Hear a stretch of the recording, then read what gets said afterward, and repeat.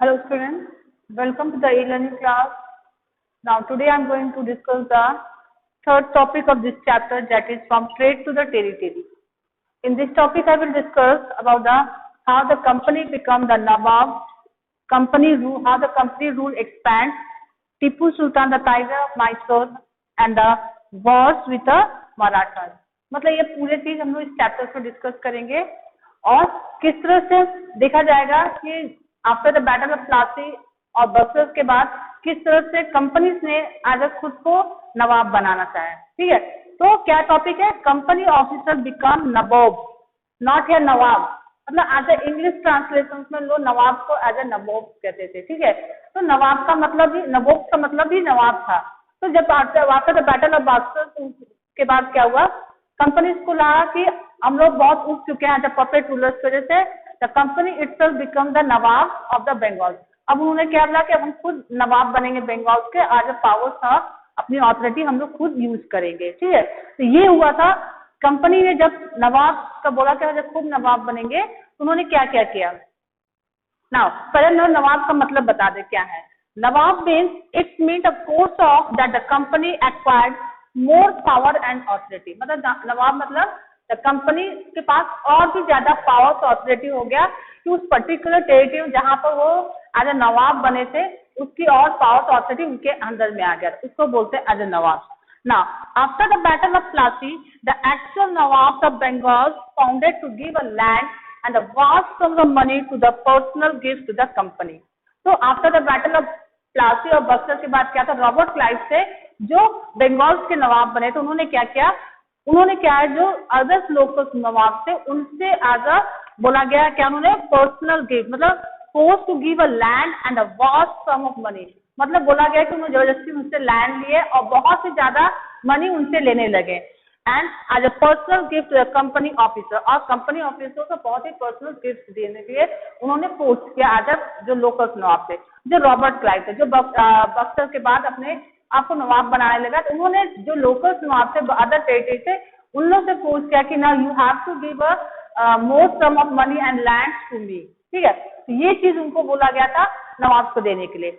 Robert Clive himself amount the Fortune in India, मतलब उन्होंने इतना ज्यादा करप्शन करने लगे थे, जबकि उनको रॉबर्ट क्लाइव को जब जो ब्रिटिश ऑफिसर्स थे वो उनको वहां पर उनके पॉलिटिकल सिस्टम मतलब वहां पर करप्शन रोकने के लिए बनाया गया था, ना कि करप्शन करने के लिए। लेकिन उन्होंने कितना अपने आप इतना ज्यादा करप्शन किया था, उन्होंने एक बहुत ज्यादा फॉर्च्यून इन इंडिया में और एक बहुत ज्यादा संपत्ति उन्होंने इंडिया में बना लिया था जो वो ब्रिटेन ले जाके रखे थे। तो इसके लिए आगे भी बहुत ज्यादा प्रॉब्लम हुआ था। जब ये ब्रिटेन लेके गए थे तो इनके ऊपर भी केसेस था कि आपके पास इतनी संपत्ति कहाँ हुआ था। और रॉबर्ट क्लाइव कब इंडिया में आए थे, रॉबर्ट क्लाइव इंडिया में मद्रास में आए थे in 1743 at the age of 18। At the age of 18 में उन्होंने इंग्लैंड से मद्रास में आए थे और when 1765 he left the India and he has a Indian fortune।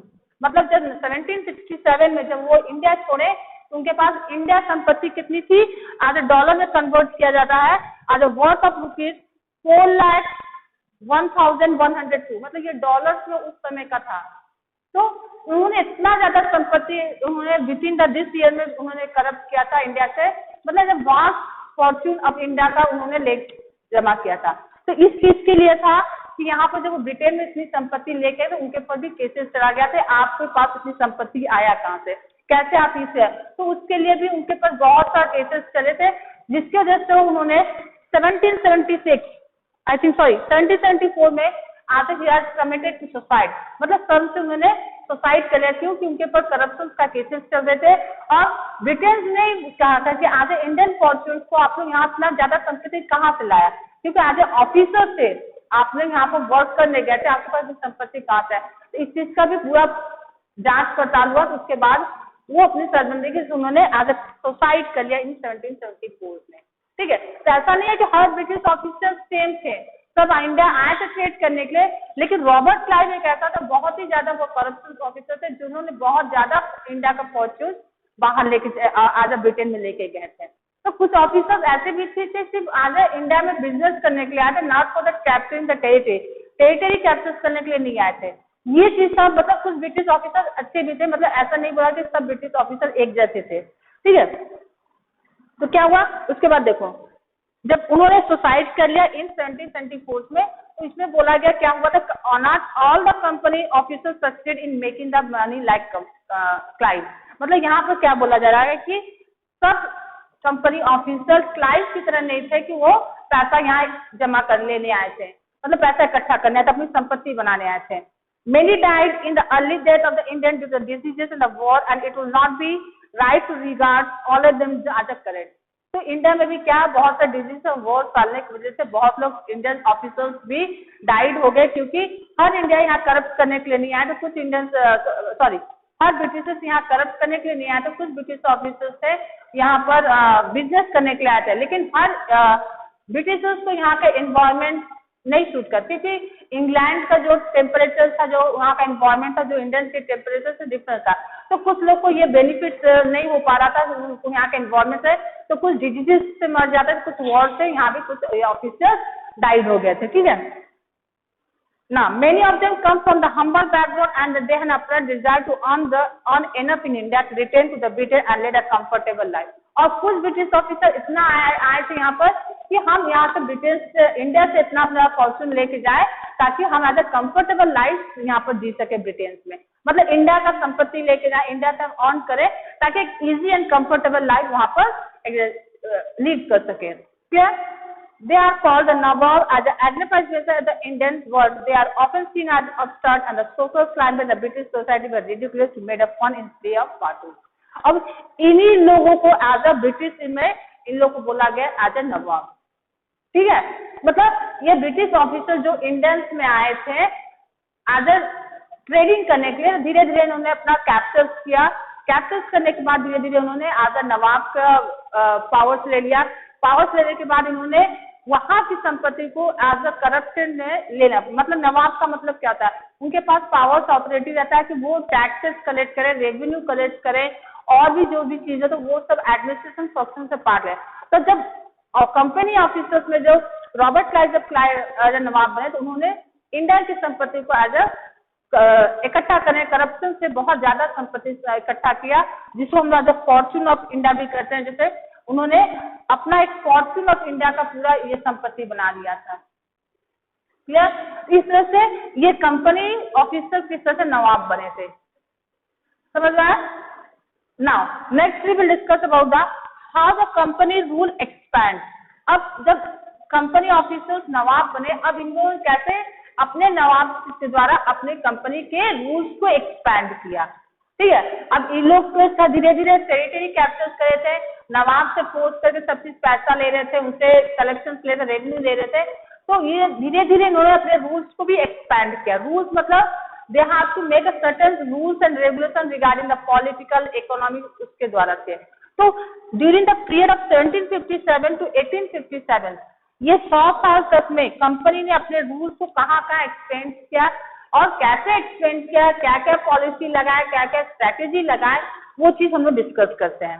तो first, the company really launch a direct military attack on unknown territory. मतलब company का पहला क्या कहा था, company really launch direct military attack on the unknown territory. मतलब उन्होंने direct military attack किसी अननोन टेरिटरी, मतलब जो अनजान टेरिटरी, छोटे छोटे टेरिटरी, उस पर अटैक कर लिया ताकि वो टेरिटरी धीरे धीरे कैप्चर हो। Now, instead it used a variety of political, economic and diplomatic methods to extend its influence before annexing the Indian kingdom।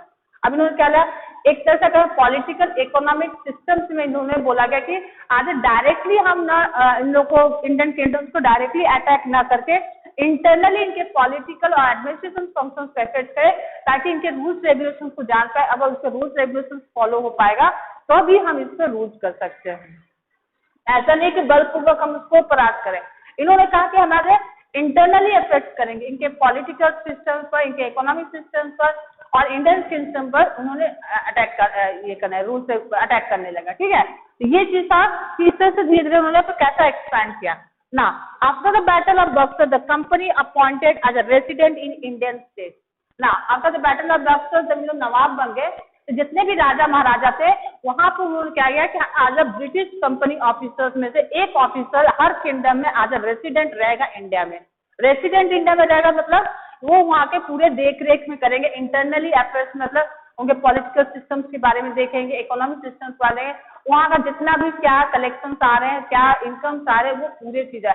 मतलब रेसिडेंट इंडिया प्रिंट मतलब यहाँ पर वहां पर रह के उनके पूरे सिस्टम्स को देखेंगे और क्या कैसे इनकम आ रहे, क्या सोर्स ऑफ इनकम है, क्या टैक्स पे रहा, ये पूरा चीज उनके अंदर में देख रेख हो रहा है। यहाँ पर रेसिडेंट ऑफ इंडिया बोला गया कि किंगडम इंडियन किंगडम का रेसिडेंट है, लेकिन इनका मेन मकसद था कंपनी इंटरेस्ट है। इनको कंपनी इंटरेस्ट के बारे में सोचा था। मतलब आज रह तो रहे यहाँ पर, खाना पीना सब इनका इंडियन किंगडम की तरफ हो रहा है, लेकिन यहाँ पर जो हो रहा है वो उनके कंपनी के बेनिफिट के लिए। इनको एक अलग से सैलरी दी जाए, अच्छी सी इनके हाउस और सब चीज फैसिलिटीज दिया जाए, लेकिन इनका जो इनका मेन मकसद था कि हमको इनके इंटरनली अफेयर्स मतलब इंटरनली फैक्टर्स को हमको देखना है कि क्या क्या राजा महाराजा लोग इंटरनली इनके इनकम में क्या है, क्या टैक्सेस है, कहाँ पे सोर्स ऑफ इनकम है, कहाँ से इनका वेल्थ आ रहा है, कितने इनके पास संपत्ति, ये चीज उनका देखना था। इनके सोल्जर्स पे क्या कंप्लीट, ये पूरे चीज इन्होंने स्टार्ट किया। तो इस तरह से धीरे धीरे उन्होंने अपने कंपनी को स्टार्ट किया, अपने रूल्स को एक्सपैंड किया, हर राजा के यहाँ अपने एक कंपनी ऑफिसर्स को बैठाया। फिर धीरे धीरे उन्होंने डिफरेंट टाइप से पॉलिसी, स्ट्रैटेजी और रूल्स रेगुलेशंस लगाने लगे, just like doctrine of lapse, policy of paramountcy, subsidiary alliance, ये सब पॉलिसी धीरे धीरे उन्होंने स्टार्ट करा लगा कि हर राजा महाराजा के हम लोग इस तरह से पॉलिसी लगाएंगे तो हमको ज्यादा इनकम है। इस तरह से उन्होंने इंटरनली अफेयर्स में राजा महाराजा में अपनी पॉलिसी को लागू करने लगे। इसी तरह धीरे धीरे इनकी पॉलिसी एक्सपैंड होने लगी। Next we will discuss what are the different policies that the company has to be make a maintain in the Indian kingdom। क्या क्या पॉलिसी उन्होंने इंडियन किंगडम्स में लगाया था, ये चीज के बारे में हम डिस्कस करें। So students let's begin our next topic। Our next topic is what are the policy and the strategy that the British East India Company has made regarding the Indian kingdom। मतलब क्या क्या policy और strategy British East India company ने Indian kingdoms पर start किया था। तो एक बार जब उन्होंने एज नवाब बने बंगाल के और कई एरियाज के, अब उन्होंने अपनी टेरिटरी को एक्सटेंड करने के लिए उन्होंने क्या किया, after the battle of Buxar देखा, बैटल ऑफ प्लासी, उन्होंने किस तरह से अपनी टेरिटरी को एक्सटेंड किया। टेरिटरी एक्सटेंड करने के बाद अब उन्होंने क्या डिमांड किया, उन्होंने बोला एक हमें एक अमाउंट ऑफ लैंड चाहिए, एक सर्टन सम्स ऑफ मनी आपको पे करना है। उसके साथ साथ उन्होंने बोला कि हर इंडियन किंगडम्स में एक एज ब्रिटिश ऑफिसर रेसिडेंट रहेगा, मतलब एक ब्रिटिश ऑफिसर वहां पर रहेगा as a resident of Indian. ठीक है, तो रेसिडेंट ऑफ इंडियन मतलब यहाँ पर वहां पर एज अ राजा महाराजा का एज उसको वहां रखाया जाए, वो एज अ उनके पॉलिटिकल सिस्टम और एक एडमिनिस्ट्रेटिव फंक्शंस की देख रेख करेंगे, बस इसके लिए। लेकिन उनका मेन मकसद था यहाँ पर कि हमको किस तरह से उनके इंटरनल मैटर्स पर इफेक्ट को काबू करना, वो चीज उनको देखना था। उन्होंने रखा था एज इंडियन कंट्री उसके रखने के लिए, लेकिन उनका मेन कंपनी का मेन मकसद क्या था, वो अपने इंटरेस्ट के लिए वहां पर उनको रखे थे। तो they have given certain policy and strategy for the Indian kingdom. उन्होंने कुछ पॉलिसी स्ट्रैटेजी यूज किया था जो इंडियन किंगडम्स में लागू हुआ था। They are subsidiary alliance, the claim of paramount and the doctrine of लैंड। This are the famous strategy और the policy was given by the British East India company regarding the Indian kingdom. ये कुछ famous policy, इससे ज्यादा से ज्यादा हमारा battles ज्यादा हुआ था, बहुत ज्यादा, इसलिए हम इसके बारे में डिस्कस करेंगे। ठीक है ना, first we discuss about the subsidiary alliance. Subsidiary alliance was given by the Richard Wellesley in the end he was the governor general at the in the year of 1798 and 1805। तो subsidiary alliance किसने start किया था, Richard Wellesley, और वो उस समय governor general थे इन the year 1798 and 1805। तो इस पॉलिसी का मतलब क्या था, इस क्या पॉलिसी में इन्होंने क्या एडमिनिस्ट्रेशन में क्या पॉलिसी दिया था। तो क्या था, according to this policy Indian ruler were not allowed to have their independent arm force. मतलब इस पॉलिसी के तहत था कि इंडियन किंगडम अपना कुछ का मिलिट्री आर्म फोर्स नहीं रखेगा। ठीक है, they are protected by the company but had to pay a subsidy cost. मतलब वो ब्रिटिश इंडियन कंपनी द्वारा सोल्जर्स दिया जाएगा, उनके द्वारा प्रोटेक्ट किया जाएगा, लेकिन they have to pay the subsidy, मतलब they have to pay the certain sum of money to the British East India company for their military forces. ठीक है, ये चीज था that the company has to suppose to maintain the purpose of this protection। अब यहाँ पर बोला जा रहा है सब्सिडी अलायंस का मतलब क्या था कि इंडियन किंगडम अपनी मिलिट्री फोर्स नहीं बनाएगा। मिलिट्री फोर्स में मतलब the British company will give the soldiers to the Indian kingdom for the protection और उसके बदले में इंडियन किंगडम उनके मिलिट्री के सब्सिडी फोर्स, मतलब उनके मिलिट्री की सैलरीज, उनके रहने खाने का सबका व्यवस्था कौन करेगा? इंडियन किंगडम करेगा। अब ये चीज तो था इंडियन किंगडम्स में भी था कि आज हमारा एज अ रूलर, आज we are the kingdom, if we does not have any military then if the war will be start then how will we able to make a force for the particular. ठीक है, इसका मतलब ये था कि Indian kingdoms के मन में कभी कभी ये था कि आज हम लोग आज रूलर्स हैं, आज हमारा खुद का मिलिट्री फोर्स नहीं रहेगा, इन केस अगर किसी ने हमारे ऊपर हमला कर दिया तो हम अपने मिलिट्री आर्मी कहाँ से लाएंगे? अगर बाहर दूसरा कोई कंट्री कर रहा है तब उससे ब्रिटिश ईस्ट इंडिया कंपनी अपनी मिलिट्रीज दे रहे हैं, लेकिन इन केस अगर ब्रिटिश ही हमला कर रहा है तो उस समय हम कैसे अपने आप को बचाएंगे? ये चीज भी दिमाग में था। और वो भी उन्होंने कहा था, कंपनी ने ये भी पॉलिसी में कहा था, if the company was suppose to maintain the purpose of this protection, मतलब कंपनी उसकी पूरी प्रोटेक्शन का जिम्मेदारी बोलेगा। ब्रिटिश ईस्ट इंडिया कंपनी का है आपकी किंगडम की पूरी सुरक्षा का जिम्मेदारी हमारा है, लेकिन आपको वो सब्सिडी फोर्सेस पे करना है ना। If the company if the Indian kingdom is fail to pay the subsidy forces the territory was annexed by the British. अब वो भी कहा गया कि अगर इंडियन किंगडम अगर सब्सिडी फोर्स नहीं पे करता है then in that case the territory will be annexed by the और the kingdom will be annexed by the British. ठीक है, अगर कोई इंडियन किंगडम सपोज अगर मिलिट्री फोर्सेस की सब्सिडी फोर्सेस नहीं पे करा तो उस समय वो किंगडम हमारे ब्रिटिश ईस्ट इंडिया कंपनी के हाथ में चला जाएगा। ये था हमारा सब्सिडरी अलायंस। तो सब्सिडरी अलायंस क्या है इसके हमने बता दिया। किसने स्टार्ट किया था? उस समय गवर्नर जनरल कितने साल के थे? इतना ही। Next will be the claim of paramountcy. Paramountcy means this the policy was started by Lord Hasting and he was the governor general in the year of 1813 to 1823। तो क्लेम ऑफ पैरामाउंटी किसने start किया था? Lord Hastings. यहाँ Lord Hastings है, not Warren Hastings. Warren Hastings अलग से, Lord Hastings अलग है। ठीक है, Warren Hastings was the first governor general of India but Lord Hastings was the governor general of India in the year 1813 to 23। इस साल तक बने थे और इन्होंने द क्लेम ऑफ पैरामाउंटी स्टार्ट किया था। क्लेम ऑफ पैरामाउंटी का मतलब क्या था? पैरामाउंटी का मतलब होता है सबसे ऊंचा, सबसे ऊपर। तो इन्होंने यहाँ पर इस पॉलिसी में क्या किया था? ब्रिटिश ईस्ट इंडिया कंपनी क्या था कि जिसके पास सबसे ज्यादा पावर है, जो सबसे ऊपर रहेगा वही कंट्रोल करेगा किंगडम्स पर, वही पावर्स करेगा। देखो क्या लिखा है, company claim that if the authority was paramount और supreme hence its power was greater than that the Indian state. मतलब अगर हमारा पावर ज्यादा, हमारे पास ऑथोरिटी ज्यादा है और इंडियन स्टेट से हमारा पावर ज्यादा, then we will be control over the kingdom. ठीक है, पूरे किंगडम से उनका पूरा कंट्रोल रहेगा। ये इनका था। In order to protect it interest it was justified in an annexing or the threatening of annex any Indian kingdom। अगर बोला गया कि अगर हमारे दूसरे किंगडम से हमारे पावर ज्यादा रहेंगे then that time we will able to annex that kingdom। मतलब अगर उस किंगडम का से हमारा पावर ज्यादा रहेगा, सपोज कोई भी स्टेट है, उस स्टेट में हमारा किंगडम से अगर ब्रिटिश का पावर ज्यादा है, ऑथोरिटी ज्यादा है, then that kingdom will be annexed by the British. ठीक है, ये था हमारा द क्लेम ऑफ पैरामाउंटी का मतलब। Next we will be the doctrine of lapse. Now doctrine of lapse is another policy given by the British East India Company and who is the person who given the doctrine of lapse? That Lord Dalhousie। Lord Dalhousie ने ये principal दिया था policy in the year 1848 और 1856।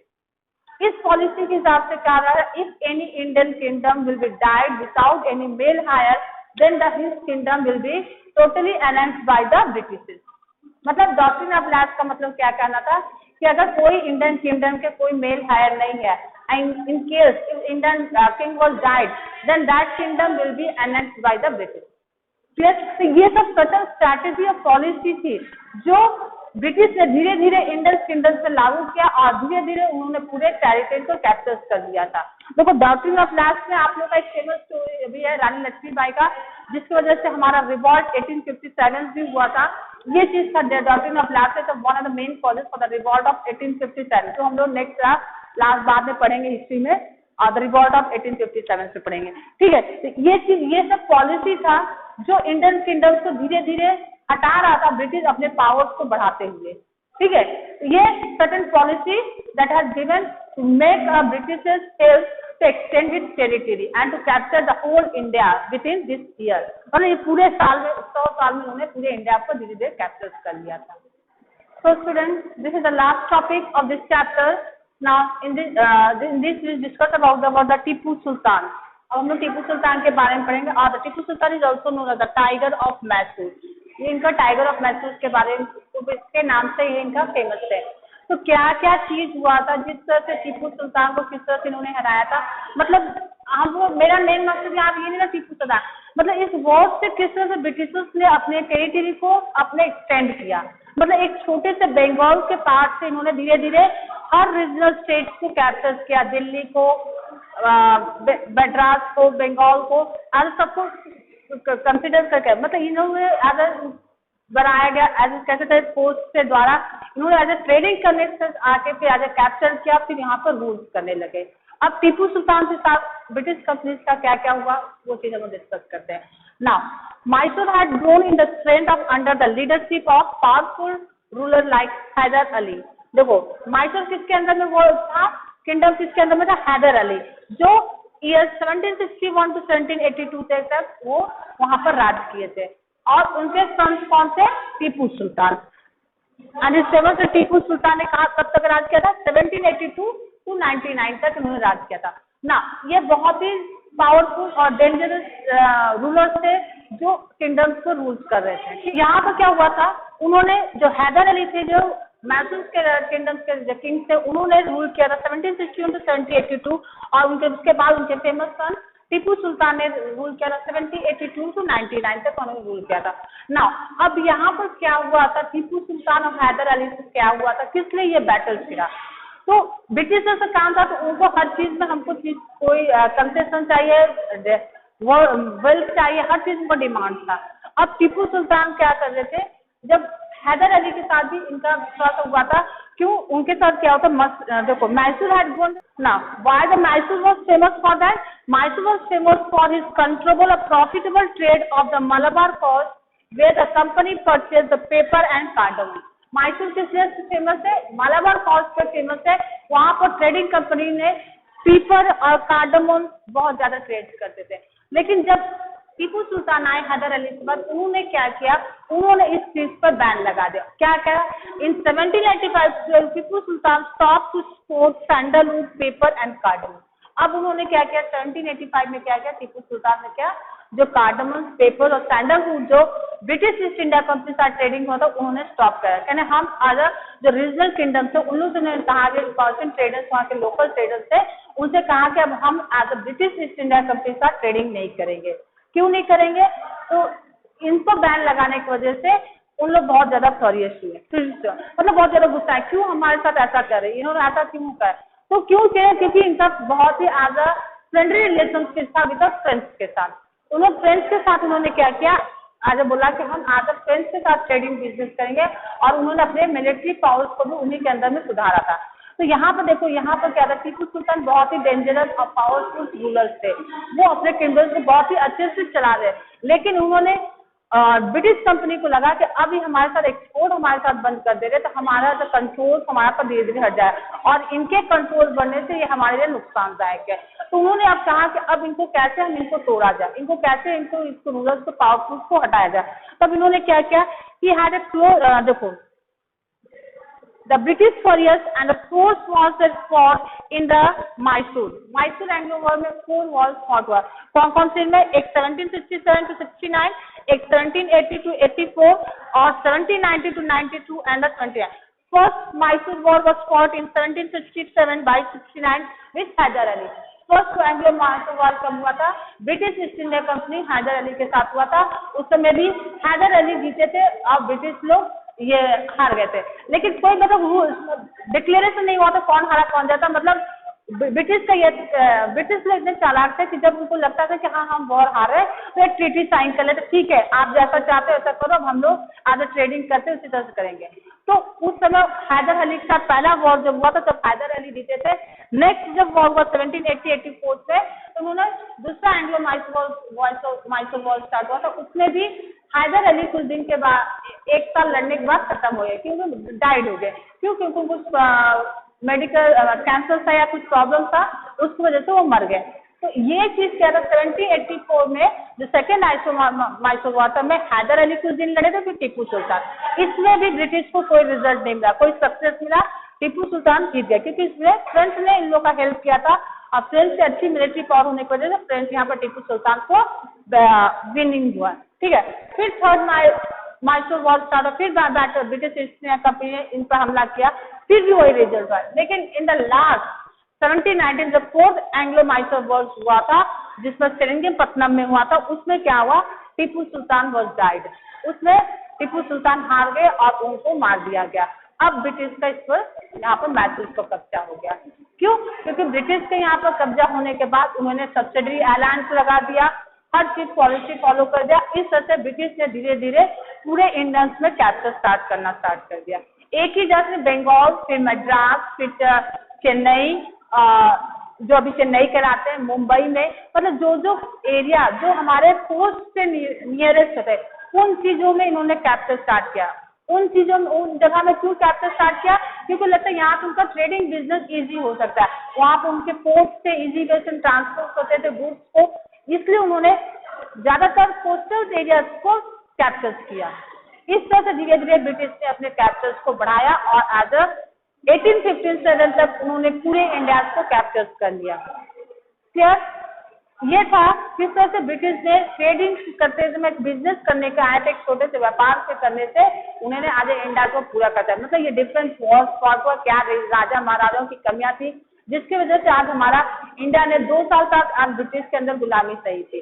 ठीक है, इसके यही reason था जो हम लोग आज ब्रिटिश जो हमारे ट्रेडिंग करने आए थे, राजा बन गए यहाँ के और हमारे इंडिया को रूल्स किए और हमारे जितने भी वेल्थ थे उन्होंने लेके गए। ठीक है, I hope you will understand all this chapters. If you have any problem regarding this topic, you can ask me in the class. Okay, thank you.